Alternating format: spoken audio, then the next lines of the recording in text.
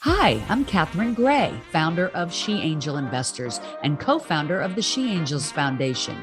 I'm also the podcast host of Invest in Her and an award-winning producer, author, and TEDx speaker. Our show, Invest in Her, features phenomenal female founders and funders. As you know, women receive less than 2% of venture capital funding. Our series is about accelerating the funding of women by connecting them to funding resources. Let's meet today's guest. Welcome to this week's episode of Invest in Her. I'm your host, Catherine Gray, founder of She Angel Investors and also co-founder of the She Angels Foundation. And as you know, every week we have on super amazing women. And today we have on the incredible founders of the Passionistas Project, which is a great women's empowerment community that we're going to talk about. I'd like to welcome to the show the incredible sisters, Amy and Nancy Harrington. Hi, girls. How are you? Hi. Well, that was very nice. Thank you. And does everybody know your sisters? No, we always forget to tell people. So there's lots of confusion. And I was thinking in today's society, Nancy and Amy Harrington, you could be a married couple, right? Absolutely. Absolutely. Yeah, no, we get a lot of pauses and then sometimes people figure out after they're with us for a while because we start to sound alike and move alike. Yes, and I can see it becomes obvious. Mannerisms are very similar. Yeah, and I think it's so cool that you all work together. That's super fun. What a great sisterhood. Yeah, that's special. Yeah, and it's funny you say sisterhood because that's what we're trying to do with Passionistas Project is bring everyone into our sisterhood. So I love that. What we're feeling. We've supported each other our whole lives. I like that. And, and it is a sisterhood that really creates empowerment, right? We're so much more powerful together than standing on our own. So that's why I love what you're doing with this project. And I love the name. Let's say right up front, who doesn't want to be part of the Passionistas? We all do, right? Nancy gets credit for that, for sure. Yeah. Nancy came up with that one. And this started with your Passionistas pop culture, right? Which I'm super excited to talk about that. And then morphed into this community, right? Yeah. Yeah. That's right. But before we get into Passionistas, because I know everybody's going to want to know what that is and want to be a part of it, your backgrounds are so interesting. And in film and theater, which are two of my favorite things, and I do believe it's film and television and theater that impacts culture and changes culture. So that's great that that's your background and then you're taking it into this project. So let's talk about your background because it's very impressive. So hopefully I won't get this mixed up. So Amy, you were with Miramax, right? No.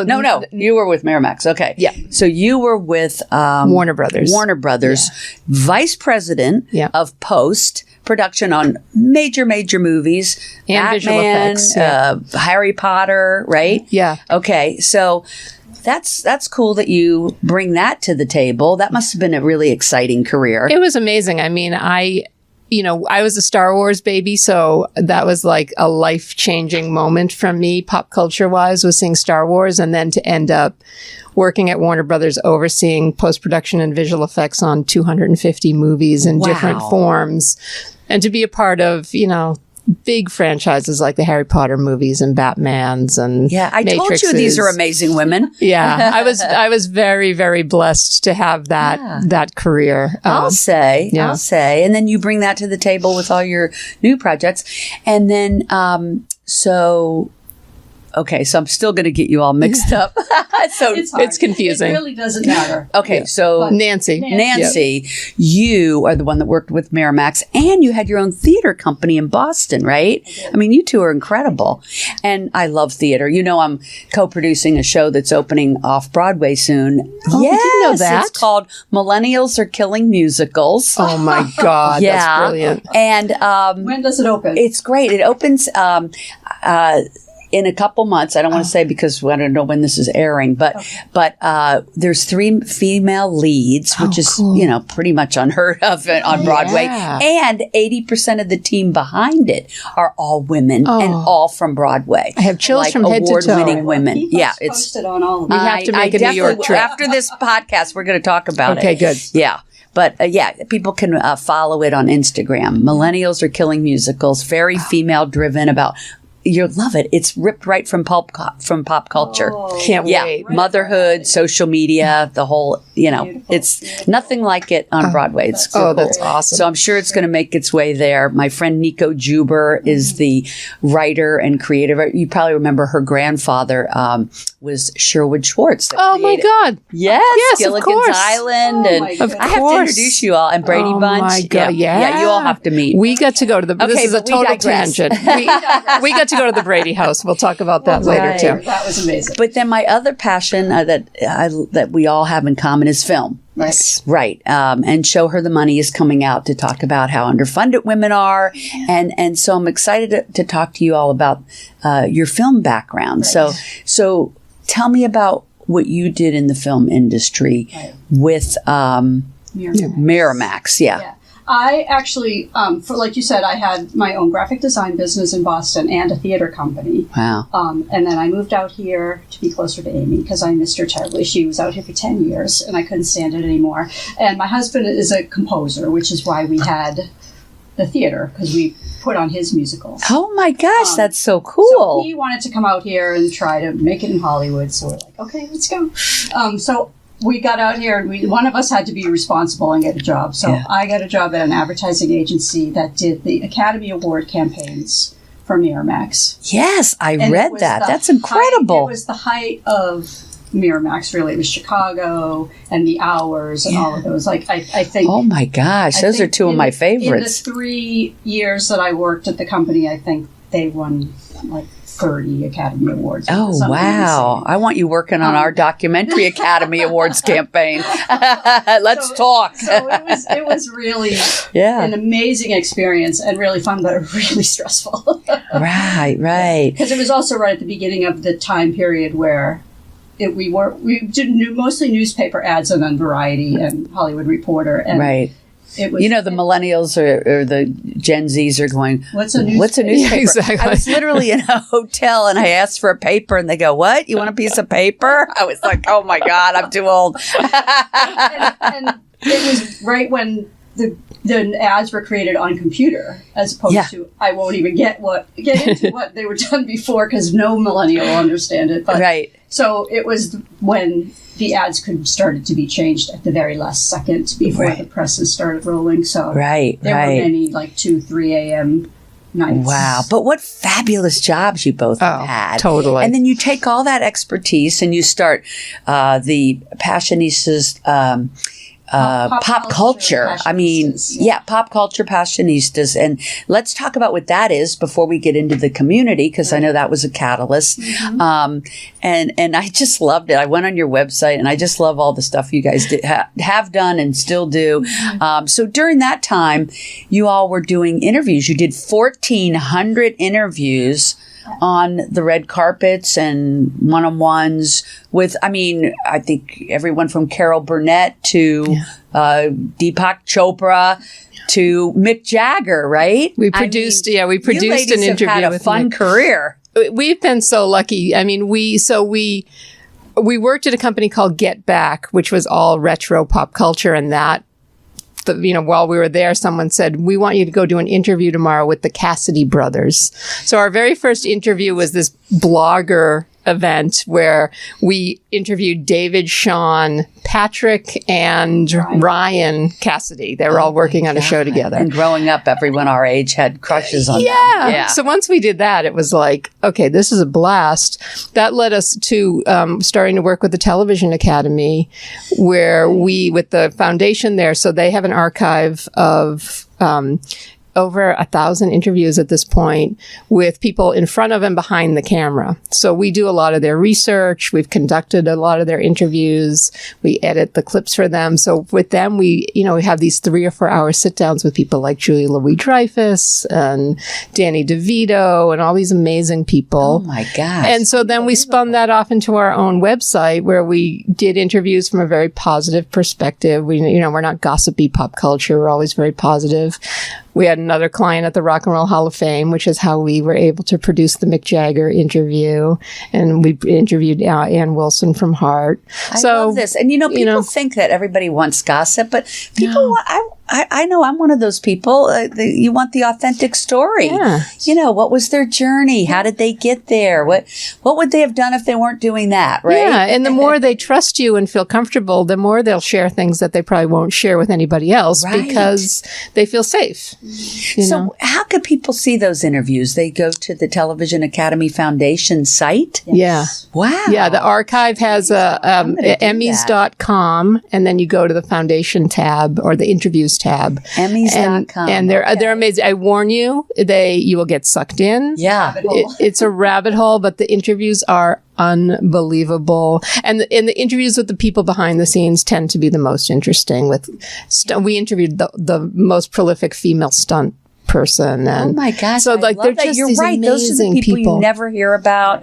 You don't know their story. That's fascinating. And hairdressers and the producers and writers. And and especially if someone wants to do that for a living. Totally. Like go hear their stories because no stories are alike, right? They're and especially in Hollywood, I think, how people made it to be an actor or makeup artist or director, whatever. It's never the same story because there's no defined path of how to get there. Exactly. It's one of the most interesting and one of the most frustrating things about Hollywood. Totally. There is no clear, you do this, you do this, you do this, you'll be that. Right. There's no such thing, right? Yeah. Yeah. Yeah, but that's the beauty of it too, because anything really is possible, and these interviews prove that. Yeah, I love that. Oh, I can't wait to look at them. Yeah. So then, from there, you all have pivoted into creating this community to empower women. Let's talk about that. And this is all kinds of women, from artists to entrepreneurs, right? That's like it runs the gamut. Yeah. Why did you make that transition, and why is that important to you to help empower women? Well, Amy said, we had all these skills and we loved doing interviews, and we always did them from a positive perspective. But we just felt like we wanted to do something with a little more impact. Yeah.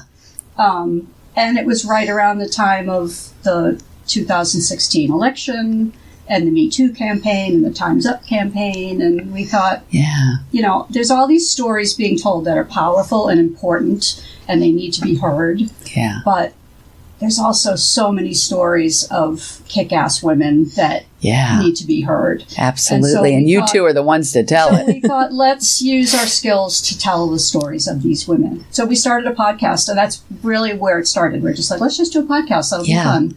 And so we started to do a podcast, and that escalated and snowballed into a Passionistas Project pack, which is a subscription box with products exclusively from women-owned businesses. So wait, when you come to the community, you sign up and you purchase the box?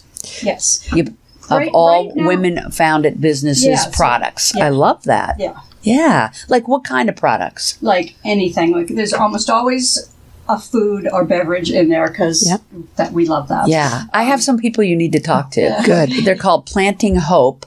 These women are creating new products like sesame milk and veggie rice. Ooh. Right. And that sounds like it'd be a good product to be in the box. Just saying. That's perfect. So we have, makeup, books. Yeah. Jewelry. Jewelry, anything. Stationery. We pick a theme, and then we go out and try to find products that fit the theme and put it all together. It's really fun, and it's really amazing. So for the one price, you're supporting 7 or 8 women-owned businesses. That's fantastic. Yeah. So when you come to the Passionistasproject.com, you can sign up to become part of the community. Yeah. You have an option to purchase this welcome pack. And is that something you can buy over and over? Honestly, it was a subscription model. We have recently paused the subscription model because it just wasn't working well for us. But we are continuing to sell it as a one-off box. Cool. So you can subscribe to that. Yeah, you can subscribe to it that way, and then you'll get it on an annual basis. So Yeah. it's a perfect holiday present. It's the perfect, we've been approached about doing corporate boxes, like customized corporate boxes. So Yeah. that's the kind of thing we're starting to do. Oh, Yeah. customized. So if somebody works for a big corporation and they want to provide to their clients, let's say, they can buy this box of all female founded products. I love that. Yeah, because it doesn't have to be just purchased for women. We can tailor it so that the products are for men as well. We actually have our favorite unboxer is a man. He loves our every month, or every quarter, he unboxes the box and gets really excited. So Oh, I love it's good for that. everyone. That's so clever. Now, so you all do the podcast, you do the boxes, and then you do events. Yes. Yeah. Tell me a little bit about your events. So every year we host a women's equality summit called the Power of Passionistas. It's a 3-day event. It's always been virtual up until now. Next year we're going to do our first in-person version of That's it. exciting. When will that be and where? We are thinking spring here in Los Angeles. Great. So we're in the middle of nailing that down. But it's a 3-day event. It's full of panels, storyteller events with Q&As. In the past, we've hosted the LunaFest Film Festival, and we give the Passionistas Persist Awards every year to women who have followed their passions and inspired other people. So we've given them to Jane Goodall and Margaret Cho and a lot of amazing entrepreneurs and activists who are making a real impact, but not necessarily getting the spotlight the way they deserve to. Right. So it's that would really be great. pretty much all of them. Exactly. We have a Take your pick. we have a long list. Oh, that's great you're doing that. We need more people recognizing people out there that are making such a difference. But like you said, there's really not a platform to, hail that. Yeah. So good for you guys. Thank you. And so also, I went on your website and how do people find the podcast? They can go to the easiest way is to go to the website because it's sort of the portal for everything. It is. So the Yeah, podcast in fact- is there. All Yeah. the social media is there. Yeah, and it is called the Passionistas Project. Correct. Right. So if they were going on iTunes or whatever, they'd find it there. Yeah. Exactly. But I did go on your website and I listened to the last one. So interesting. I want to talk to you after the show. It was a Reiki master. Yes. And I know, which is a healer. And it's so interesting. I just had mentioned to a friend that was having some physical issues, you should really see a healer. And then I go on your, I told my wife, I go on their podcast and it's a healer. I'm like, wow, this is really weird. That happens a lot on our Yes. podcast. It's kind of amazing. Yeah. Maria Dominique Lopez is her name, and she's in Southern California. Yeah. So she's amazing. Yeah, she sounded amazing. And you guys do all kinds of interviews. Like, I think your website said from the tea entrepreneur to, artist. And you have an attorney for the Black Lives Matter. So, lots of, topics that are near and dear to people's hearts. Yeah. We try to focus on 3 pillars, which is personal growth, social activism, and business development. So you really can, because we feel they go hand in hand. They do. Yeah. So a lot of women's groups really only focus on business. And Right. we feel like that's not enough. There's more to it. There's more to the story. Right? It's like what's behind the scenes. Right. Yeah. Yeah. And how do we keep ourselves healthy mentally and physically to keep up the fight as a group? Yeah. And what's the purpose of the summit? Like, you're bringing all these amazing women together with great speakers. What do you hope people get from attending that? Is that part? I know you're on a real path to helping create equality, right? Yeah.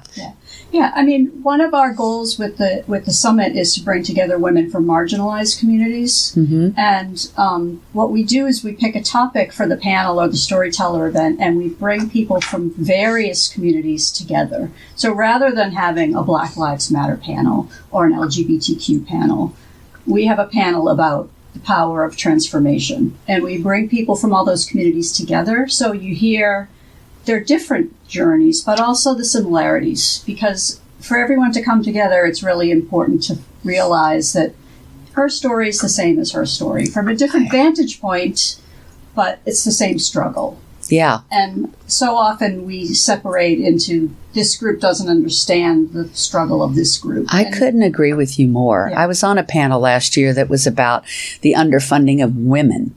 And it was a specific group of people on this panel, and then myself, which was outside that group. And I'm like, hey, we're all in this boat together, so we shouldn't be separating ourselves out into, and I feel that way as an LGBTQ person. Like, I'm like, whenever I put on an event, I'm like, let's bring everyone together. We are more powerful being in this together than saying, oh, the gay women over here and the people of color women over here and the white women over here. I mean, that's not serving anybody. Yeah. We are so much more powerful when we come together and support each other, right? Mm-hmm. So I totally agree with that ideology. And so that's sort of our point of the summit, is for people to realize that we're stronger together, and that we are all fighting the same fight. Right. And we're expanding our membership, our community, into a membership website. That's the next phase of the Passionistas Project. So there'll be more of a centralized platform rather than going on Facebook and getting lost in the noise of everybody else's stuff. Right. So you're building a platform where everybody meets there instead of on social media. Exactly. And people are getting away from that anyway, from what I understand. So that'll be great. And then they can collaborate in there with whatever they need, either to let people know what they do or to, you're looking for someone who needs to do Reiki, you find them in the community. You need someone to produce your commercial, you find them there too. Exactly. Yeah, our goal, and we've already started this, is to build a microeconomy of Passionistas buying from Passionistas.